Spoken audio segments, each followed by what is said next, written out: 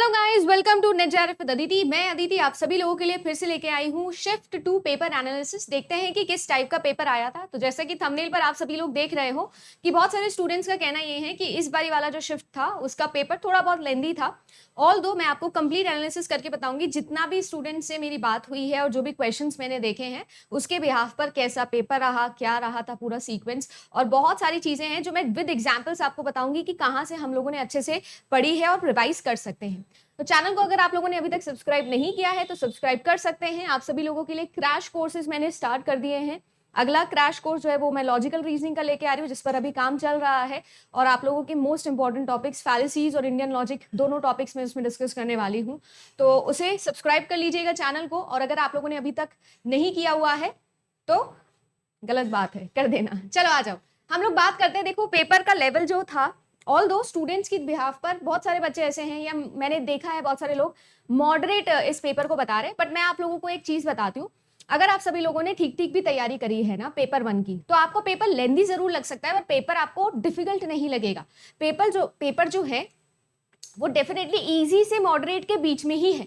बस बात ऐसी है कि अगर आप सभी लोगों ने मैनेज नहीं किया टाइम, तो वो 180 मिनट के जो हम 60 घंटे पेपर 1 को लेके चलते हैं ना, वो आपको कम लग सकते हैं। तो बस आपको ना पेपर मैनेज ढंग से करना होगा। ये पूरा आज सुबह से बैठ के मैं यही एनालाइज कर रही हूँ कि कैसे हम इस पेपर को बता सकते हैं स्टूडेंट्स को, सो दैट उनको एक कॉन्फिडेंस रहे कि it is not difficult, it is lengthy. और हमेशा अगर मैं बात करूं ना, तो यूजीसी नेट एग्जामिनेशन का सबसे बड़ा फैक्टर होता है कि वो कॉन्सेप्ट पर क्वेश्चंस रिपीट करता है। वही कॉन्सेप्ट अभी मैं एक एक करके यूनिट वाइज बताऊंगी, सेम कॉन्सेप्ट है, बस क्वेश्चन को थोड़ा बदल देता है, थोड़ा कंफ्यूजिंग करके पूछता है बच्चे से। ज्यादातर अभी तक जितने भी बच्चों ने बताया, एमएसओस अभी आपके ज्यादा नहीं देखे गए हैं, ठीक है ना। मैच द कॉलम तो ऑफकोर्स डेफिनेटली आप लोगों के एग्जाम में देखने मिल रहे हैं। इसके अलावा स्टेटमेंट वाले क्वेश्चंस या आप लोगों के असर्शन रीजंस भी इतने ज्यादा नहीं देखने मिले हैं, बट स्टिल पेपर को रीड करने में थोड़ा ज्यादा समय लग रहा है, तो इसीलिए बच्चे कह रहे हैं कि पेपर थोड़ा लेंदी है। चलिए देखते हैं कि क्या क्या होने वाला है। जैसे मैंने कहा, if you can manage the time well, you can definitely do well in your of. ठीक है जी, तो आइए थिंकिंग कैप पहन के, जैसे मैं आप सब लोगों को हमेशा बताती हूँ, मैं भी ऐसे ही तैयारी करती थी और वही चीज आपसे शेयर करती हूँ। हमेशा मैं ये 2 पार्ट्स हैं जिनको सबसे पहले कवर करती हूँ। एक है आपका आरसी डीआई वाला पार्ट, क्योंकि यहां से आप लोगों के पूरे 10 क्वेश्चंस और 20 नंबर डन हो जाते हैं जी। 10 क्वेश्चन 20 नंबर, और डीआई आरसी दोनों के दोनों इस बार भी ठीक ठीक लेवल के आए थे, बिल्कुल इजी टू मॉडरेट वाले। देखो आरसी के अंदर मैं डीआई के अंदर मैं बात करूं तो फिर से वही बात, रेशियो बेस्ड क्वेश्चन आया था, 2 एट्रीब्यूट्स गिवन थे। आई थिंक फैक्ट्री प्रोडक्ट करके कोई क्वेश्चन आया था जिसमें आप लोगों को 2 एट्रीब्यूट्स गिवन थे, और ये आप लोग अच्छे से जानते हो, दोनों का रेशियो गिवन है तो कैसे उसे परसेंटेज में कन्वर्ट करना है, या परसेंटेज गिवन है तो कैसे रेशियो में कन्वर्ट करना है। शिफ्ट 1 के अंदर परसेंटेज आया था, शिफ्ट 2 के अंदर रेशियो आ गया है। रेशियो परसेंटेज, अब अगला मैं ऐसा एक्सपेक्ट कर रही हूं कि भैया एवरेज ज्यादा दूर नहीं है। तो ये 3 बहुत ही प्रोमिनेंट टॉपिक्स हैं जो डीआई में आते हैं, अच्छे से इनको करके जाओ, काम आपका बहुत आसान हो जाएगा, ठीक है ना। आई थिंक परसेंटेज का कुछ क्वेश्चन आज था वहां पर। देन आप लोगों का जो कोविड बेस्ड है, देखो सारे के सारे रीडिंग कॉम्प्रिहेंशन हम सब लोग जानते हैं हमेशा से करंट के ऊपर ही बेस्ड आता है। जैसे शिफ्ट 1 के अंदर फाइनेंशियल बजट के ऊपर बेस्ड आया था, वैसे ही यहाँ पर कोविड का बेस्ड आया था। 4 मिनट वाली ट्रिक ऑलरेडी मैंने इस चैनल पर डाली हुई है, आप देखना चाहो तो देख सकते हो, बहुत हेल्पफुल रहेगी आप लोगों के लिए। फिर आते हैं अपने ब्रह्मा विष्णु महेश, जैसे मैंने नामकरण इनका किया है, भैया ब्रह्मा विष्णु महेश ने तो बहुत ज्यादा सक्सेसफुली यहाँ पर भी आपकी हेल्प करी है।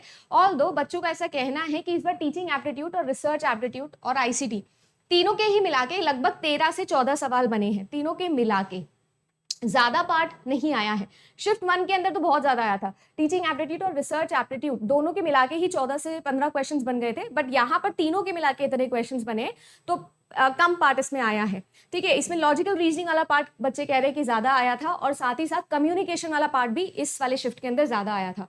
तो देखो क्या क्या क्वेश्चन आए, वही अगेन आप लोगों का इवैल्यूएशन, शिफ्ट 1 में भी इवैल्यूएशन आया था, शिफ्ट 2 में भी इवैल्यूएशन आया था, फॉर्मेटिव इवैल्यूएशन और साथ ही साथ डायग्नोस्टिक इवैल्यूएशन वाले क्वेश्चंस बच्चे बता रहे हैं कि इस बार आया था आप लोगों के। देन आपके टीचर्स कैरेक्टरिस्टिक्स, देखो टीचर के कैरेक्टरिस्टिक और साथ ही साथ टीचर के बिहेवियर पर क्वेश्चन हर बार बनता है, वही आपके हेल्पिंग बिहेवियर और आप लोगों के की बिहेवियर, तो आप लोगों को दोनों ही पता होना बहुत ज्यादा जरूरी है। इस बार आप लोगों का लेसन प्लानिंग से क्वेश्चन बना था, याद रखिएगा। जो आप लोगों का लाइट्स है, देखो वो तो बहुत इंपॉर्टेंट है ही, इसके अलावा जितने कैरेक्टरिस्टिक है ना, लेसन प्लानिंग, इंस्ट्रक्शनल की वैरायटी होना, टीचिंग टास्क परफॉर्म करना, एंगेजमेंट लेके आना क्लास के अंदर, और फाइनली स्टूडेंट सक्सेस रेट, इन पांचों से ये आपके की बिहेवियर है, की कैरेक्टरिस्टिक है किसी भी टीचर के, इफेक्टिव टीचर के। तो यहाँ से क्वेश्चन फिर से बनेंगे आप लोगों के, इनको दोबारा से अच्छे से पढ़ो। देन आता है आपका रिसर्च एप्टीट्यूड की बात। तो देखो टाइप्स ऑफ रिसर्च से तो हर बार क्वेश्चंस बनते ही हैं आप लोगों के, तो वही आया। इसके अलावा पायलट स्टडी से आप लोगों का एक क्वेश्चन बताया जा रहा है और सैम्पलिंग से एक क्वेश्चन बताया जा रहा है। नथिंग न्यू, मानते हो या नहीं मानते हो? हाँ, अगर अब आपने रीड करने में सिली मिस्टेक्स करी हैं या आप लोगों ने ढंग से जज नहीं किया है तो प्रॉब्लम हो सकती है, क्योंकि क्वेश्चंस के ऑप्शंस बड़े ध्यान से पढ़ने हैं। बस एक ही चीज सिखाती हूँ, हमेशा कीवर्ड ढूंढना है, और हमने तो हमेशा कीवर्ड से पढ़ा है। 25 टाइप्स ऑफ कीवर्ड्स का वीडियो ऑलरेडी आपको बना के दिखाया भी था कि मैं कैसे कीवर्ड्स बनाती हूँ। तो बस कीवर्ड्स ढूंढने हैं। अभी पिछला जो रिसर्च का क्रैश कोर्स बनाया उसमें भी सारे कीवर्ड्स दिए हैं आप लोगों को। खास ध्यान यहाँ पर देना हाइपोथेसिस टेस्टिंग पर और टाइप्स ऑफ हाइपोथेसिस पर। ऐसा मुझे इंट्यूशन है कि आप लोगों के आने वाले शिफ्ट्स के अंदर टेस्टिंग पर क्वेश्चंस पूछेंगे। शिफ्ट 1 में भी पूछे गए थे, यहाँ पर नहीं कोई टेस्टिंग का क्वेश्चन देखा गया, बट वही 5-6 टॉपिक्स हैं, वही आपके आते हैं बार बार रिसर्च में। हाँ, बस ऑप्शंस को ध्यान से पढ़ना है। देन आ जाता है आप लोगों का मेन भैया आईसीटी, मतलब आप लोगों का नहीं, मेरा मेन सब्जेक्ट जो कि है आईसीटी। आईसीटी बहुत ही सिंपल आया था। अगेन वही इनपुट आउटपुट डिवाइस, वही आप लोगों के इंटरनेट यूजिंग डिवाइसेस, फिर आप लोगों के memory devices. ICT crash course देखे हो, आप लोगों को बताया था, यही प्रोमिनेंट टॉपिक है। कुछ फेसबुक और स्काइप वाला क्वेश्चन आया था, तो देखो इनके ओनर पता होने चाहिए, ये किसके लिए काम आते हैं ये पता होना चाहिए, कौन से मल्टीमीडिया को ये यूज करते हैं ये आपको पता होना चाहिए। मुझे एग्जैक्टली क्वेश्चंस नहीं पता है, बस बच्चे ने बताया कि मैम फेसबुक स्काइप का क्वेश्चन आया था।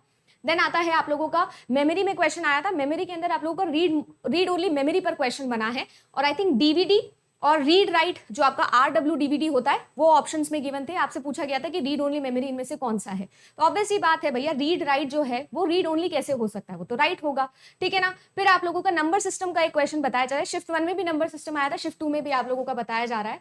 देन अगर मैं बात करूं तो लॉजिकल रीजनिंग, जैसा मैंने कहा ना सबसे ज्यादा पूछा गया लॉजिकल रीजनिंग, बट मैं आपको बताती हूँ बड़ा मजेदार लॉजिकल रीजनिंग इस बार आया था।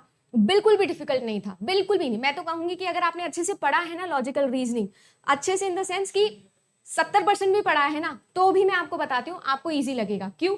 टॉपिक्स देखना ध्यान से। 2021 के अंदर याद है स्क्वायर ऑफ ऑपोजिशन के भर भर के क्वेश्चंस आए थे। कैसे? आपको बोला था कॉन्ट्ररी है तो बताओ, कॉन्ट्ररी ट्रू है तो बताओ फॉल्स कौन सा होगा, है ना। अगर आप लोगों को बोल दिया कि कॉन्ट्रडिक्टरी है तो कौन सा होगा, कुछ भी नहीं, सिर्फ जेड पे क्वेश्चंस, आपके जेड पर क्वेश्चंस, सिर्फ और सिर्फ, बस इतना ही। और वही क्वेश्चंस इस बार भी आए हैं, सेम कॉन्सेप्ट रिपीट किया है, बस आपको स्टेटमेंट्स अलग करके दे दिए। तो स्क्वायर ऑफ ऑपोजिशन आप लोगों का हो गया। शिफ्ट 1 के अंदर सिलोजिज्म आया था, शिफ्ट 2 के अंदर स्क्वायर ऑफ ऑपोजिशन आया था। देन आप लोगों का अगरबत्ती धूपबत्ती आ गया भैया। देखो हमने सबसे ज्यादा मजे से यही टॉपिक पढ़े हैं, तो वही क्वेश्चंस आप लोगों के आए, अर्थपति और अनुपलब्धि, जिसको हमने निकनेम दिया हुआ है अगरबत्ती धूपबत्ती। तो वहां से क्वेश्चन बन गया। आपको अगर याद हो तो आई स्टिल रिमेंबर, मैं इतना कॉन्फिडेंस और खुशी से इसलिए बोलती हूँ, एग्जाम्पल साम हम लोगों ने सेम पढ़े हुए थे। साफ साफ मैंने आपको उस दिन भी बोला था, अगर मैं दिन में नहीं खाती हूं तो मैं रात में खाती होंगी, ये होता होगा। वही वाला एग्जैक्टली फ्रेम होके आया था क्वेश्चन, क्योंकि देखो वो यूनिवर्सली पूछा जाता है हर बारी। जब भी हम लोग पढ़ते हैं ना आप लोगों के प्रमाण, तो उसके अंदर कुछ ऐसे एग्जाम्पल्स है जो सेट, जैसे कि हिल वाला, स्मोक वाला टॉपिक है ना, ये ईट इन अ डे वाला टॉपिक, तो सेम एग्जाम्पल से वो बार बार पूछे जाते हैं ना, तो वहीं से क्वेश्चन बना था। तो I don't think this is difficult, ये तो कर सकते हैं हम, ठीक है। अगर हमने टॉपिक ही नहीं पढ़ा है प्रमाण वाला तो अलग बात है, बट अगर पढ़ा है तो ये हो जाएगा। देन आप लोगों के रीजनिंग से सवाल बना था। यहाँ पर भी बच्चा कह रहा है कि एक मैच द कॉलम था। डायरेक्ट क्वेश्चंस कम आते हैं यूजीसी में, आप सब लोग जानते हो, तो शायद मैच द कॉलम था, एग्जैक्टली मुझे नहीं पता है, बट हाँ एनालॉजिकल रीजनिंग, इंडक्टिव रीजनिंग और डिडक्टिव रीजनिंग, तो ये रीजनिंग वाला टॉपिक आप लोगों का पूछा गया था। 7-8 क्वेश्चंस हैं जो लॉजिकल रीजनिंग के आए थे आप लोगों के, तो उन पे आपको खास ध्यान देना है। जैसे मैंने कहा आप सभी लोगों के लिए मंडे को चैनल पर मंडे को 9 PM लॉजिकल रीजनिंग ही आने वाली है, तो सब्सक्राइब कर लीजिएगा। देन आती है आप लोगों के लिए मैथमेटिकल रीजनिंग वाला पोर्शन, बहुत ही इजी और सेम आया था। Easy in the sense moderate मान लो, क्योंकि थोड़ा सॉल्विंग वॉल्विंग के अंदर सिली मिस्टेक बच्चा कर देता है, तो बस वहीं पर क्वेश्चन आया था। Again same topic, profit and loss, paper 1 यानी शिफ्ट 1 के अंदर भी प्रॉफिट एंड लॉस। इस बार टाइम डिस्टेंस भी आया था, तो टाइम डिस्टेंस का आपका एक क्वेश्चन बना था। इसके अलावा कोडिंग डिकोडिंग, जितनी आप लोग प्रैक्टिस करोगे उतना कम है।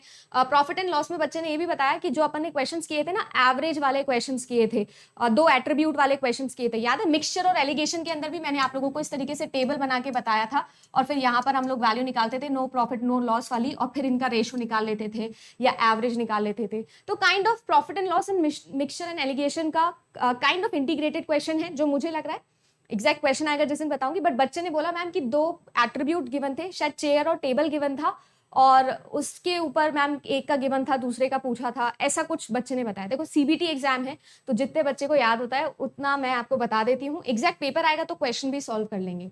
देन आते हैं आप लोगों के भैया लास्ट जो होते हैं आपके फैक्ट बेस्ड यानी स्टैटिक यूनिट्स जिनको मैं बोलती हूँ।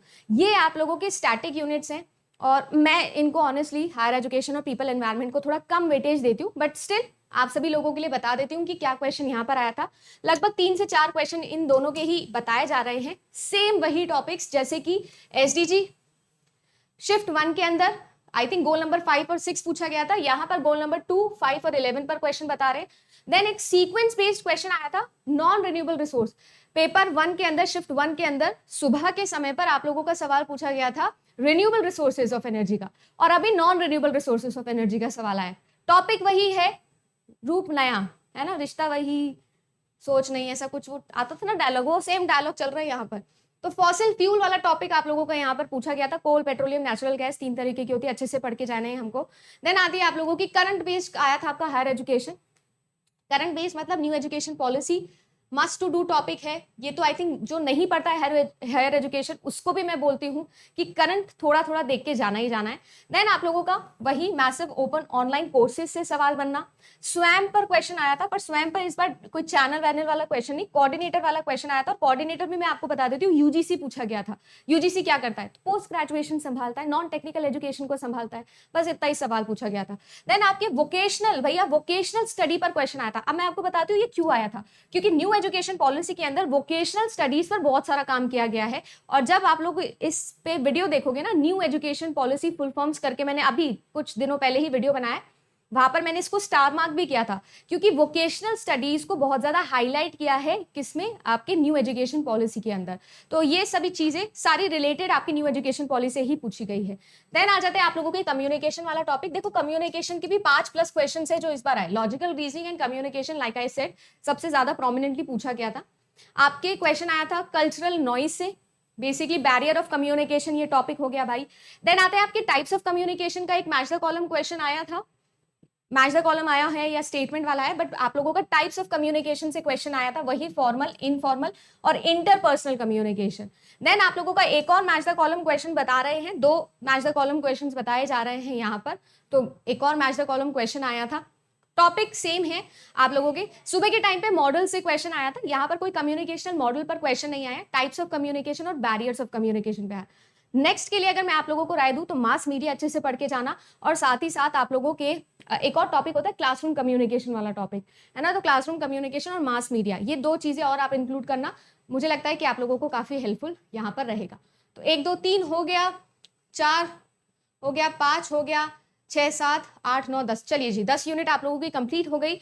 ऑन एन एवरेज अगर मैं बोलूँ तो धीरे धीरे जैसे पेपर आगे बढ़ेंगे तो देखो पेपर थोड़ा थोड़ा और लेंदी होता जाएगा, क्वेश्चन थोड़े और ज्यादा एम्बिगियस होते जाएंगे, ऐसा हम प्रिडिक्ट करते हैं, यूजुअली ऐसा होता है, बट ऐसा होता नहीं है। देखो आप एक चीज मानो, यूजीसी ने ना क्या है 1000 क्वेश्चन बना लिए हैं, फॉर एग्जाम्पल बता दो, उसने 1000 क्वेश्चन एक साथ बना लिए हैं।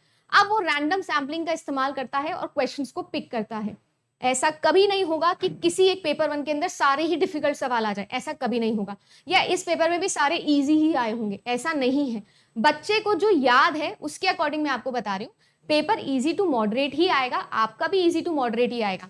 डिपेंड करता है कि आपने किसी टॉपिक को कितने अच्छे से रिवाइज किया है, सारा खेल आपके मेमोरी पर डिपेंड करेगा। जैसे कि आप सभी लोगों को अगर रेशियो में प्रॉब्लम आ गई एग्जाम टाइम के अंदर, आप पैनिक कर गए, तो देखो फिर खेल खत्म है। आपने अगर कोई टॉपिक पढ़ा है तो अच्छे से पढ़ो, उसे अच्छे से रिवाइज करो, कुछ नया पढ़ने की बजाय आप सिर्फ वो चीजों को कंसोलिडेट करो जो आप पढ़ते हो। ये मैं 2.5 साल से बोल रही हूँ, आज भी यही बोलूंगी, 2.5 साल बाद भी यही बोलूंगी। जितना पढ़ा है उसमें कॉन्फिडेंट रहो, उसी को कंसोलिडेट करो, क्योंकि अगर वो क्वेश्चन गलत होता है तो नंबर अपने आप कम आ जाते हैं। अब कुछ नया ही एब्रप्ट क्वेश्चन बन जाता है तो आप और मैं कुछ भी नहीं कर सकते, बट आपके अभी तक तो कुछ भी ऐसा नहीं देखा गया है। एंड बी कॉन्फिडेंट, आगे भी नहीं होगा, पेपर इसी तरीके से बनेगा, लेंदी ही आएगा। हो सकता है टेक्निकल ग्लिच आए, ये भी हो सकता है कि पेपर आपको ऐसा लगे मैम 180 मिनट हमको कम लग रहे हैं, बट वो सारा खेल किसका है, टाइम मैनेजमेंट का है। तो आपको अच्छे से 3 घंटे की प्रैक्टिस लगानी है, आपके पास और 1 महीना है। जितने बड़े पेपर्स हैं ना सब 1 महीने बाद हैं अगस्त के अंदर। बहुत अच्छा टाइम है, गोल्डन पीरियड है। एक आइडिया भी लग गया कि एनडीए का इस बार वाला पेपर कैसे आ रहा है और आपके पास प्रैक्टिस पेपर्स भी हैं। तो आप ये सोच के चलना कि इससे अच्छी अपॉर्च्युनिटी नहीं मिलने वाली है। This will be your last examination और आप इसमें डेफिनेटली नेट जेआरएफ कर सकते हो। सो बी कॉन्फिडेंट, जो पढ़ा है उसे कंसोलिडेट करो। इसी नोट पर वीडियो को आज एंड करते हैं। मिलेंगे आप लोगों से क्रैश कोर्स वीडियोस में। आई होप आप सभी लोगों को क्रैश कोर्स वीडियोस अच्छे लग रहे होंगे। आपको जो भी लगता है अपने व्यूज जरूर बताया करो। आप लोग और मैं इंटरैक्ट करेंगे तभी काम चलेगा। अगले हफ्ते लॉजिकल रीजनिंग आएगा, मैथमेटिकल रीजनिंग आएगा और साथ ही साथ आप सभी लोगों के लिए टीचिंग एप्टीट्यूड भी मैं प्लान कर रही हूँ। पेपर 2 वालों के लिए कंप्यूटर नेटवर्किंग नेक्स्ट वीक आएगा। तो चलिए गाइज, आज के लिए बस इतना ही। Thank you so much. अच्छा लगा आप लोगों को तो लाइक कर दीजिएगा। मिलेंगे आप लोगों से नेक्स्ट क्लास के अंदर। Bye bye and good luck.